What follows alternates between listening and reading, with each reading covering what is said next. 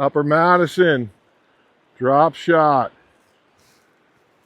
There's the stonefly. There's the caddis. There's the weights. We're gonna fish that pocket you see behind me. I'm gonna go through there, drift it through. Got the GoPro running. We're gonna make it happen. Snowfall seems to be kind of letting up a little bit. Should be good. Hopefully the wind dies down a little bit. Let's ease on out here and see if we can't push through this run.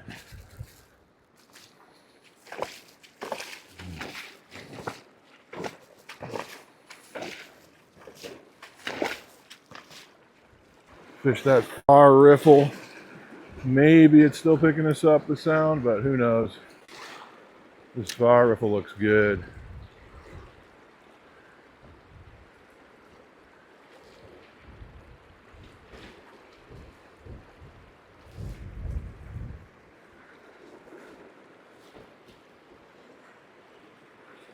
Realize how shallow it was right here.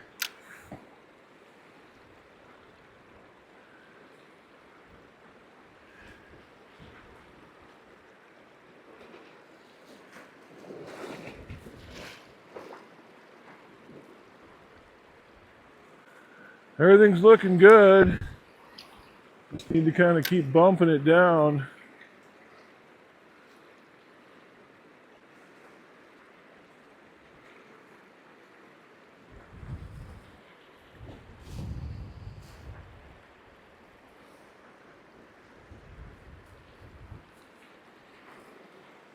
Gotta just keep bumping it down.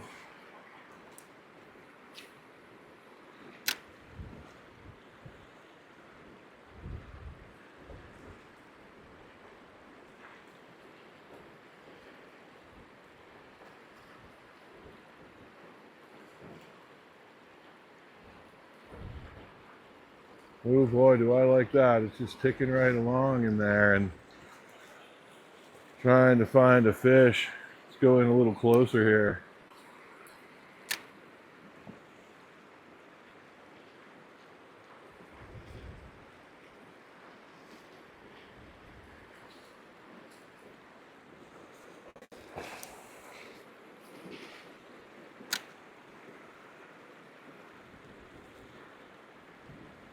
There's a fish. There we go. Drop shot fish. Oh, I lost him.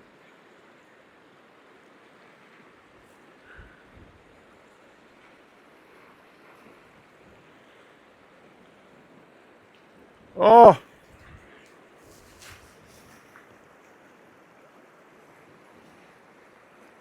That was encouraging, folks. That was encouraging. I don't know what happened there, but I think the shock of that pulling hard and then him spinning it caused me to get a tight, slight little tangle. There we go. There we go. Oh, still got everything. That was so good. That's the pocket I was looking for right there, too. Nice deep center pocket.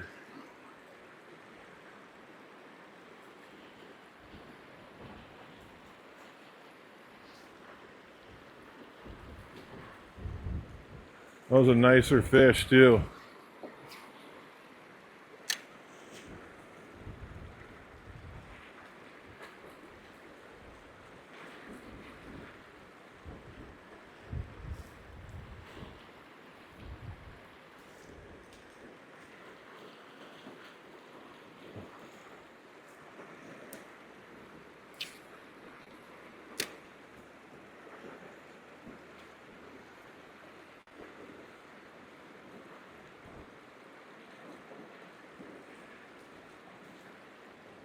There's a fish. There. Oh!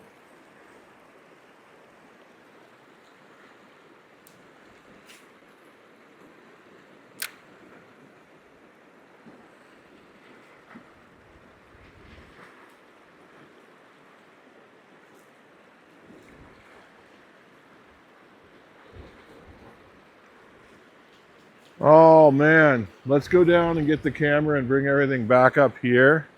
All right, instead of going back to the river and doing a bunch more drop shot, bottom bouncing along there, let's talk about strategy. Let's talk about the lessons I learned this day to help you get on fish a lot faster. So you can move through a lot of the stuff that I learned, move through a lot of the water and a lot of the stuff you're going to see to get to find the fish on your river or this river a little faster when you get out there the next time. As you can see, or you should know that the flows this year in Montana were significantly lower than average.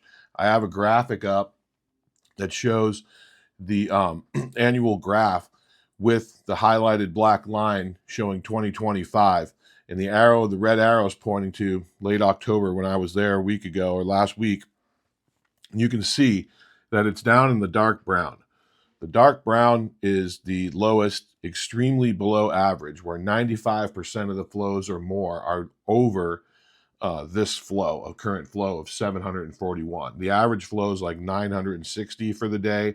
And so you can see on the rock, I have it marked in red, but you can see on the rock when I have the image moved away, the markings moved away on the image, you can see on the rock that the water is at least 6 to 8 inches, 6 inches for sure, lower. And so it took me a while to kind of realize that when I was fishing the drop shot rig, because the way of the angle of the dangle, if you remember, it's all about the angle of the dangle. And so in that lower water, if this Snapple bottle is, say, the top of a rock and it's covered in an inch or two of moss, and my flies are going by it, like that, I'm picking up moss on my flies. So I had a lot of learning picking up moss on my flies. But let's remember, our weight on the bottom is not going to be right on the riverbed. It's going to be ticking on all the other rocks and things like that. It might be ticking even as high as, the Snapple bottle itself, moving through. And so not all the time. But when we get into a deeper slot, like you see here where I catch the fish, we change the angle of the dangle because the weight is pulling down into deeper water and we're having a more higher rod angle on it. And so we're above that. And there's a lot more habitat in there for fish because it's 2-3 feet deep, even 4 feet deep out there probably in this run. And so I'm getting over the top of the rocks. So I wanted to show the stream graph, and I'll flash it in here a couple times, but you can see the brown is well below average. And I don't want to get into this because we can do a whole video on stream gauges and how it helps you get fish, on fish a little bit better by understanding the flows, depending on the fish you're fishing in the river. So if you're interested in that kind of content, comment down below and I'll put together something talking about stream gauges. But here, basically, I just wanted to show we're at the lowest of low flows that have been recorded in the history of the Madison. We're in 95% exceedance, whereas if you get up into the big blue, darker blue colors, the grayish blue there, that's when only 5% of the flows that we see exceed those numbers. So those are the peak flows. And so the green, the light green is kind of where you operate on the average level. So if you're planning a fishing trip, you can look in the green and see, okay, that's what I expected to get. And then you can apply that to height on the rock here. But normally we would see on the rock, the water being about 6 to 8 inches higher. So this would totally fish differently at normal flow. But right now, because it's lower, it seems to me, and I learned after fishing about 8 pockets, doing this with the camera, trying to figure out where the fish are, that it was the deeper pockets that held the fish only. I couldn't find fish anywhere else. And so I got into this one, and I had a pretty quick, good experience with the nymphs. I just couldn't keep them buttoned on there. And I I recognized all that later after the fact, that it comes down to the angle of the dangle, right? The angle of the dangle is everything. And when I can keep it more at a higher level like this, rather than one that's just, going across right at the bottom, I'm fishing 2 levels of the water column, one a lower one a higher one. And then, maybe this will work. But that all depends on the length of the drop and in the position of the rod. So I played with a bit with that, and I found out here later in the day that the deep stuff, and then it didn't matter. It was right in front of me. I was catching fish. So what I have with the diagram is the yellow on the diagram shows where I was hooking the fish. And then the purple is kind of that slice of the pie that you can really effectively fish with the drop shot. Remember, this is a very effective rig because the weight and the light line pulls it straight to the bottom very quickly. And so then you know you're on the bottom, but you don't hit the bottom immediately. There's a spot where you start hitting the bottom and then you drift on through. And then because the current's moving and you're pulling back on it, it swings up off the bottom. And so that's kind of that slice of the pie. So what I'm showing there is okay, here's where the fish were holding in some of the deeper, obvious pockets and slots and runs out there. And then I needed to move up and down in that little pocket behind the big boulder where I could wade. It was pretty shallow to cover that water effectively. I wasn't going to be able to cover the lower pocket by standing high, and I wasn't going to be able to cover the higher pocket in there close by standing way down below. I wasn't going to get the right drift. So it's key to understand your angler position, the angle of the dangle, and how this rig works. It's very efficient at finding the bottom. You know, you get the right enough weights to find the bottom. You start ticking along the bottom, and you can feel that, and you know these are hanging correctly, and you have short 3-4 inch dangle lines on your nymph. And this works on either a spin rod or fly rod. And it worked really quickly there. And I wanted to show you that, but really go through the details, give you a little bit of understanding of the planning of how to look at a river before kind of the remote sensing, so to speak, before you get out there from where you live. You can look at the flows and say, all right, I'm going to be dealing with low flows. That's going to mean potentially concentrated fish in certain areas and lots of places where there isn't any fish because it's too low. But this is heavily pressured water. I wanted to show this graphic because the next video I'm going to put out for you guys shows me fishing this exact same spot the next day with the fish finder jig.